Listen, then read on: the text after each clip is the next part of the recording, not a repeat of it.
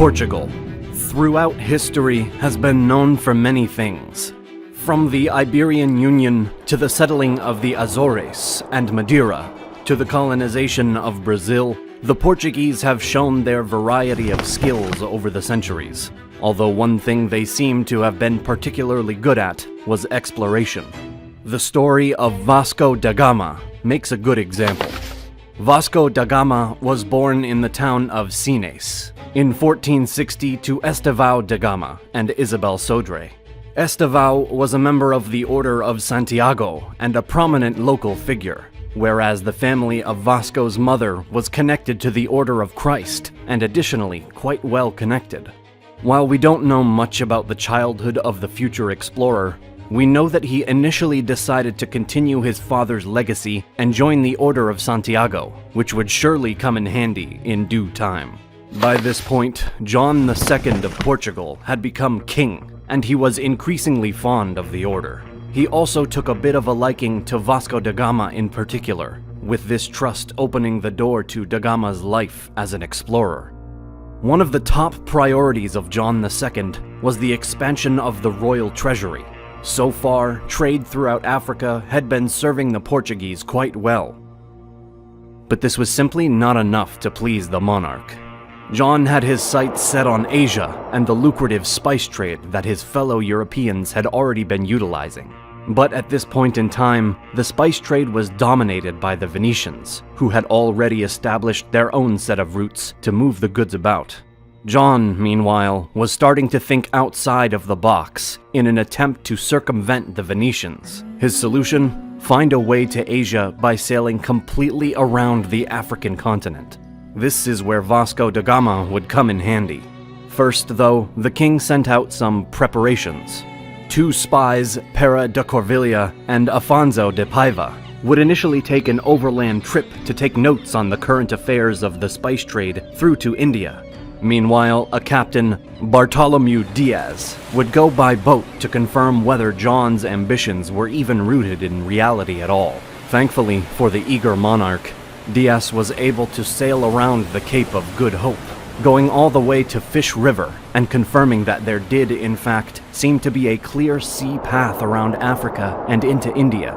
Now for step 2. King John II needed an explorer. Vasco da Gama was the ruler's pick.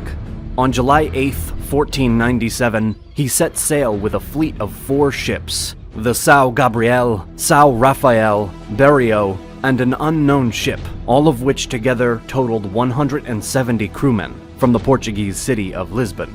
In attendance for this voyage were also highly experienced navigators, such as Afonso Goncalves, João de Coimbra, Pero de Alenquer, and Pedro Escobar. The journey would be rough and long, but King John had sent only the best. The first leg of the trip was traveled through familiar seas, passing by Tenerife and the Cape Verde Islands, and eventually Sierra Leone. From there, the fleet went south across the equator and tried to follow the path that Diaz had taken earlier. After 3 months and 6,000 miles, the fleet briefly made landfall on the African coast before continuing on the route that Diaz had assumed. The next part of da Gama's journey, though, would be through seas that were yet to be traversed by a European. By the first week of March 1498, the expedition had reached Mozambique Island. After a short stay in the area, hostility from the locals forced da Gama and his fleet to continue on their way, although they would exit theatrically as da Gama had his cannons fired back onto the island as they departed. Next, the fleet would arrive at the port of Mombasa the following month, but would once again be met with aggression and left quickly. Instead of Mombasa, da Gama opted to try and stay for a week or so at Malindi, where he and his men were thankfully met with more hospitality. Here they arrived on April 14th, and didn't leave again until April 24th, now finishing the final leg of their journey with the help of an experienced pilot who knew the local seas and could guide the fleet to Calicut. And so, off to India da Gama and his ships were. The expedition would finally make landfall near Calicut at Kappadu on May 20th, 1498. Upon hearing of this, the king of Calicut, or Zamarin, decided to return from his current stay in Panani to see who his foreign visitors were and what exactly they wanted. The Portuguese were greeted with kindness and respectful hospitality, but the gifts that they had for the king were unsatisfactory, and many of the nearby Muslim traders were in the Zamorin's ear, particularly in response to Da Gama informing the monarch that he and his men were there in search of Christians and spices. The rival traders told the king that Da Gama was in fact a cunning pirate, and not truly there on behalf of the Portuguese king. The relationship between Da Gama and the Zamorin quickly became strained, and the Portuguese would eventually leave India on August 29th, not entirely, but a bit disappointed. Nevertheless, the expedition had accomplished what it had set out to do, to some degree. It was now a proven fact that India could be reached via the sea around Africa, but Da Gama was eager to return home, a task that would be even more difficult than the journey to India had been, because this time the monsoon winds were not pushing the fleet forward, but instead pushing against them as they tried to sail back to Portugal.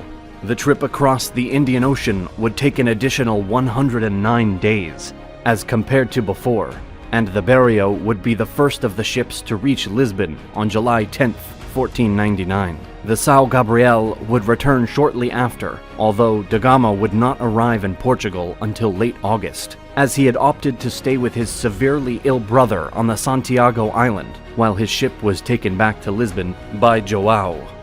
The other two ships would never make it home, and only 55 of the 170 crewmen would return as well. Da Gama was deemed a hero by his nation, and his achievement was greatly celebrated. But there was also a clear failure in his journey.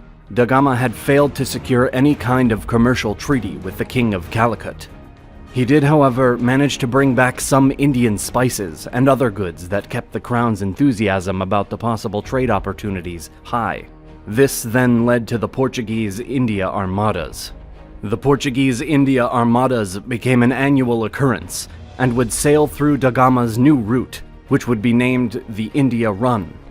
The second of these expeditions would be launched in 1500 under the command of Pedro Alvarez Cabral, with the goal of essentially finishing what Da Gama had started by securing a treaty with the Zamorin.